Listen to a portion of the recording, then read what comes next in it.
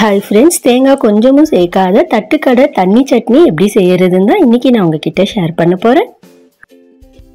Welcome to Rahana's kitchen. Chutney செய்யறதுக்கு first பேன்ல 2 teaspoon எண்ணெயை விட்டுக்குங்க. எண்ணெய் காஞ்ச உடனே 1/2 டீஸ்பூன் சீரகம், கூடவே 5-6 பல் பூண்டு, 4-5 பச்சை மிளகாய், கடைசியா கொஞ்சமா கருவேப்பிலையை சேர்த்து சில நொடிகளுக்கு நல்லா வதக்கி விட்டுக்குங்க.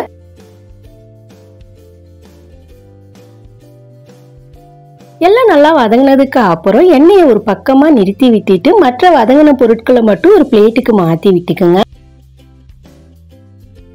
எல்லாம் ஒரு பக்கம் நல்லா ஆற விட்டுக்கலாம். இன்னொரு பக்கம் மறுபடியும் பேனை அடுப்புல வச்சு விட்டுக்குங்க.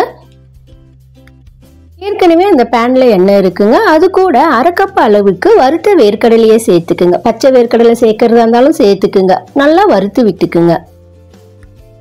வறுத்த வேர்க்கடலையை சேர்க்கறதா இருந்தா லைட்டா வறுத்து விட்டுக்குங்க. பச்சை வேர்க்கடலையை சேர்க்கறதா இருந்தா நல்லா செவக்க வறுத்து விட்டுக்குங்க.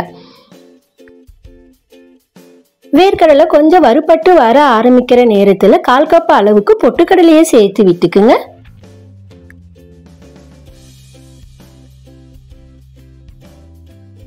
கடலை வேர்க்கடலை ரெண்டுத்தையும் கருகிடாம 2 நிமிஷத்துக்கு வதக்கி விட்டு எடுத்துக்குங்க.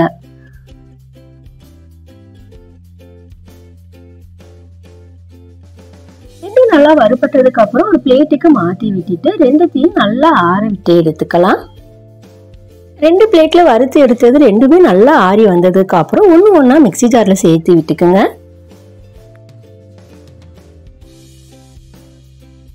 கூடவே சின்ன நெல்லிக்காய் சைஸ் அளவுக்கு புளி, தேவையான அளவுக்கு உப்பு சேர்த்து ஃபர்ஸ்ட் கொரன்னு தண்ணி சேர்க்காம அரைச்சி விட்டுக்குங்க. அடுத்து கொஞ்சமா தண்ணியை விட்டு வாசனைக்கு கொஞ்சமா கொத்தமல்லி தழையும் சேர்த்து நல்லா ஃபைனா அரைச்சி எடுத்துக்குங்க.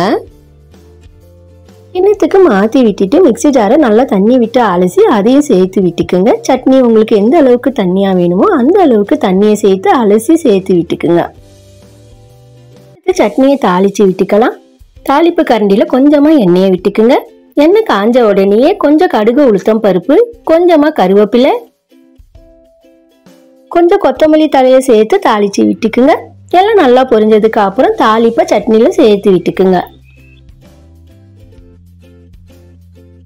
தட்டுக்கடை தண்ணி சட்னி சூப்பரா ரெடி ஆயிடுச்சுங்க. நல்லா சுட சுட இட்லி கூட இந்த சட்னியை பரிமாறி சாப்பிடும் போது 10 இட்லி கூட பத்தாது, அந்த அளவுக்கு பிரமாதமா இருக்குங்க.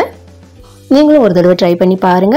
இது வரைக்கும் நம்ம சேனலை சப்ஸ்கிரைப் பண்ணாதவங்க சப்ஸ்கிரைப் பண்ணுங்க. பக்கத்தில் இருக்கிற பெல் ஐக்கானை கிளிக் பண்ணி சப்போர்ட் பண்ணுங்க.